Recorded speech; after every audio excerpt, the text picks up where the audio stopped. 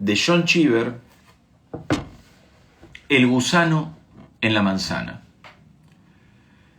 Los Scroogeman eran tan felices, tan extraordinariamente felices y tan moderados en todas sus costumbres, y todo lo que les pasaba les parecía tan bien, que uno se veía obligado a sospechar la existencia de un gusano en su sonrosada manzana, y a imaginar que el llamativo color de la fruta no tenía otro objeto que esconder la gravedad y extensión de la enfermedad. Su casa de Hill Street, por ejemplo, con todas aquellas enormes ventanas. ¿Quién, excepto alguien con complejo de culpabilidad, querría que entrase tanta luz en su casa? Y el enmoquetar todas las habitaciones no era como reconocer que un centímetro de suelo al descubierto no existía. Podía despertar recuerdos muy enterrados de amores no correspondidos y de soledad. Y había cierto entusiasmo necrofílico en su manera de trabajar el jardín. ¿Por qué tanto interés en hacer agujeros, plantar semillas y ver cómo brotan las plantas? ¿Por qué tanta morbosa preocupación con la tierra? Helen era una mujer muy bonita, con esa llamativa palidez que con tanta frecuencia se descubre en las ninfómanas. Larry era un hombre corpulento que solía trabajar en el jardín sin camisa, lo que quizá ponía de manifiesto una tendencia infantil al exhibicionismo. Los Scroogeman se mudaron muy contentos a Shady Hill después de la guerra. Larry había servido en la marina. Tenían 2 hijos muy alegres, Rachel y Tom. Pero ya habían surgido algunas nubes en su horizonte. El barco de Larry se había hundido durante la guerra y él pasó 4 días en una balsa en el Mediterráneo y sin duda aquella experiencia le haría ver con escepticismo las comodidades y los pájaros cantores de Shady Hill, obsequiándole al mismo tiempo con algunas agobiantes pesadillas. Pero quizá era todavía más grave el hecho de que Helen fuese rica. Hija única del viejo Charlie Simpson, uno de los últimos bucaneros de la industria, su padre le había dejado unas rentas superiores al mejor sueldo que Larry pudiera conseguir trabajando para Melcher y Tow. Los peligros de esa situación son bien conocidos, puesto que Larry no tenía que ganarse la vida, al faltarle un incentivo.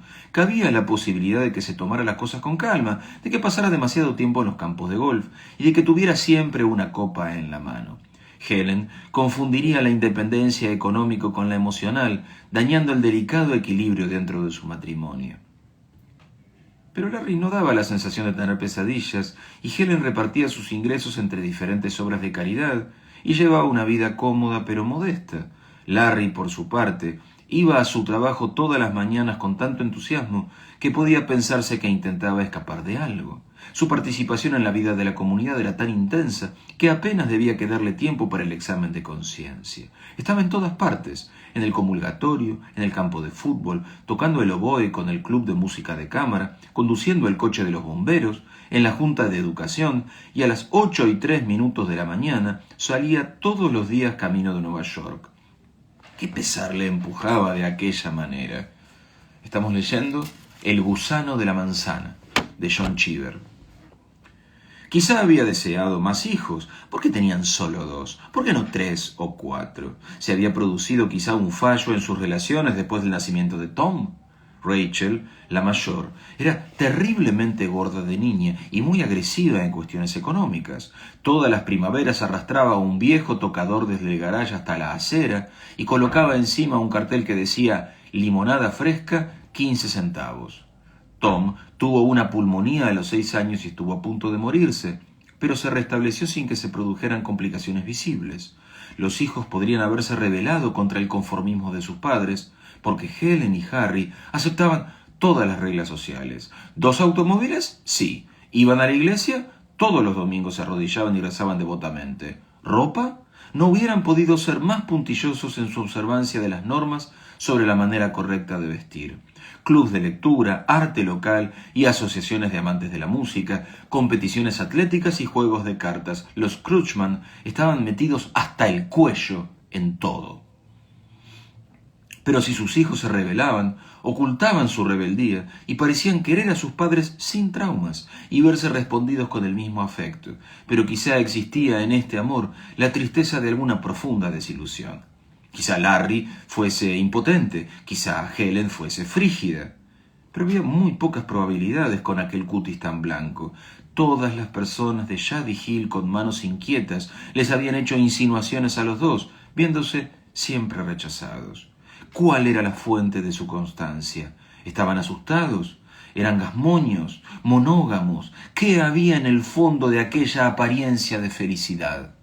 A medida que sus hijos crecieron, fue posible contar con ellos para encontrar el gusano de la manzana. Rachel y Tom serían ricos, heredarían la fortuna de Helen y quizá viéramos situarse encima de ellos la sombra que con tanta frecuencia oscurece las vidas de los hijos que cuentan con una existencia libre de preocupaciones económicas.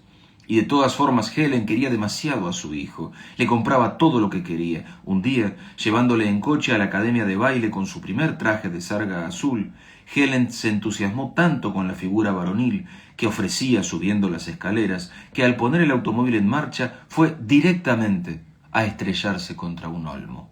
Un sentimiento como aquel tenía inevitablemente que crear problemas, y si Helen prefería a su hijo, terminaría por tratar peor a su hija. Escúchenla.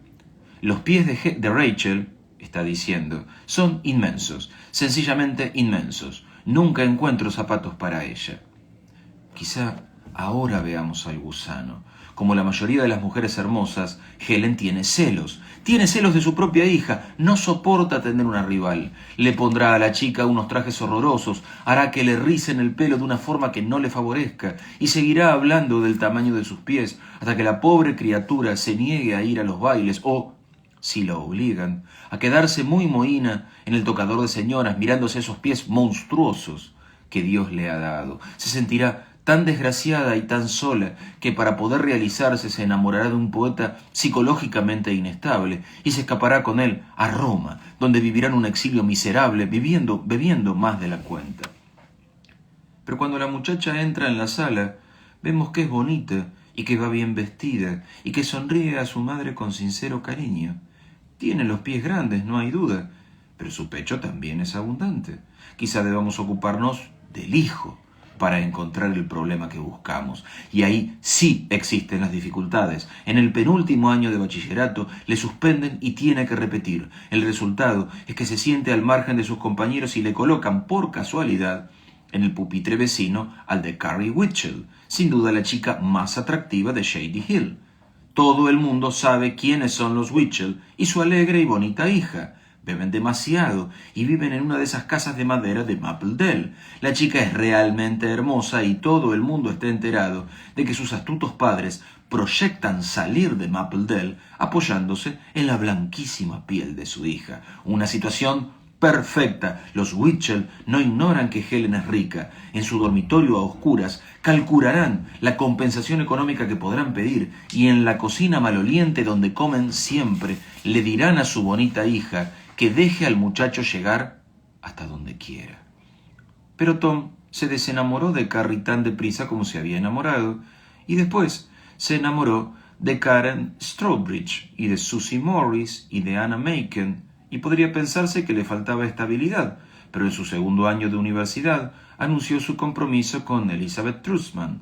Se casaron cuando Tom terminó los estudios, y como él tenía que cumplir el servicio militar, ella se fue con él a su destino en Alemania, donde estudiaron y aprendieron el idioma, hicieron amistad con la gente y fueron un motivo de orgullo para su país. Estamos leyendo de John Cheever, El gusano en la manzana. Rachel no tuvo las cosas tan fáciles. A perder los kilos que le sobraban, se convirtió enseguida en una chica muy atractiva. Fumaba y bebía y probablemente fornicaba, y el abismo que se abre ante una joven hermosa e incapaz de moderarse es insondable. ¿Qué, excepto la casualidad, le impediría terminar de chica de alterne en una sala de baile de Times Square? ¿Y qué pensaría su pobre padre viendo el rostro de su hija, los pechos apenas cubiertos por un cendal, contemplándose mudamente desde una de esas vitrinas en una mañana lluviosa? Pero lo que Rachel hizo fue enamorarse del hijo del jardinero alemán de los Farquharson, que había llegado a los Estados Unidos con su familia después de la guerra, dentro del contingente de personas desplazadas. Se llamaba Eric Reiner, y si hemos de ser honestos, se trataba de un joven excepcional, que consideraba a los Estados Unidos como un verdadero nuevo mundo.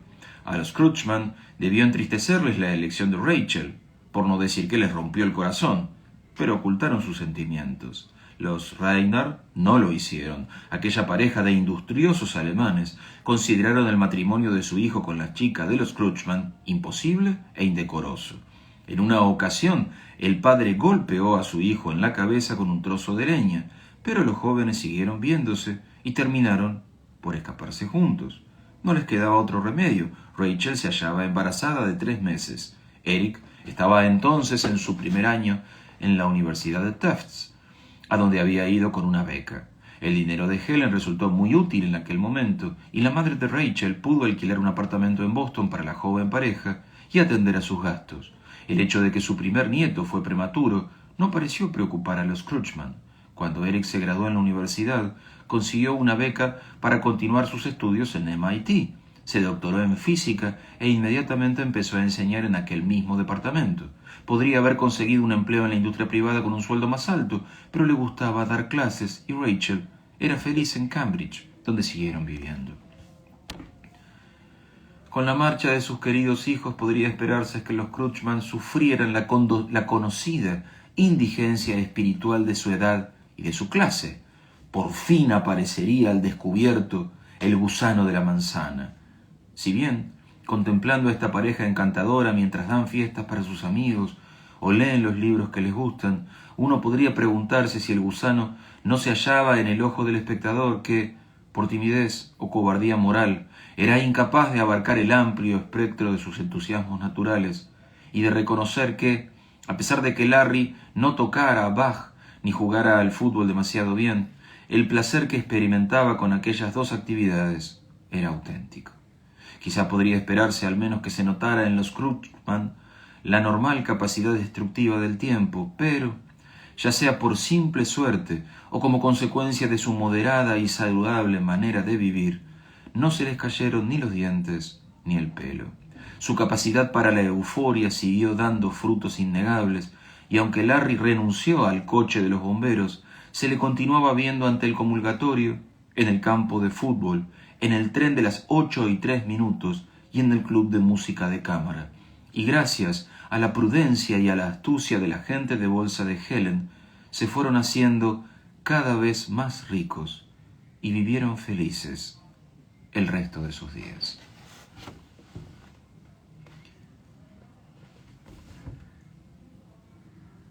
De John Cheever, El gusano en la manzana. ¿Qué me gusta mucho de este cuento?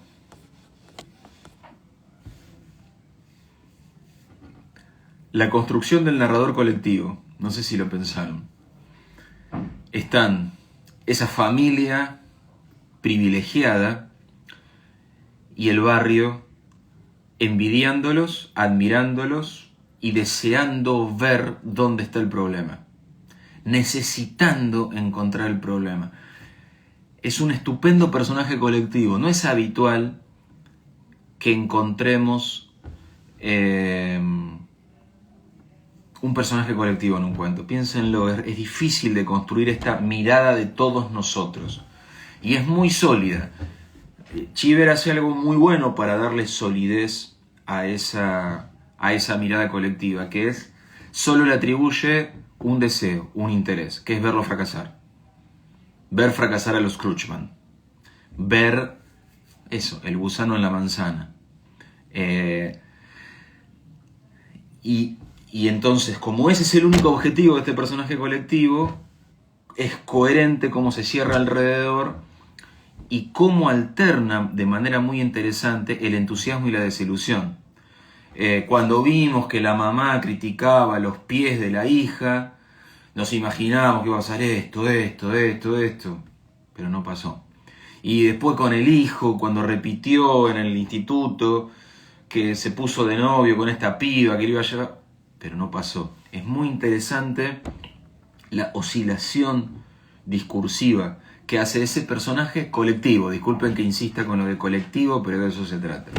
Me parece que está muy bueno y es muy difícil de hacer eso que hace el bueno de Cheever en este cuento.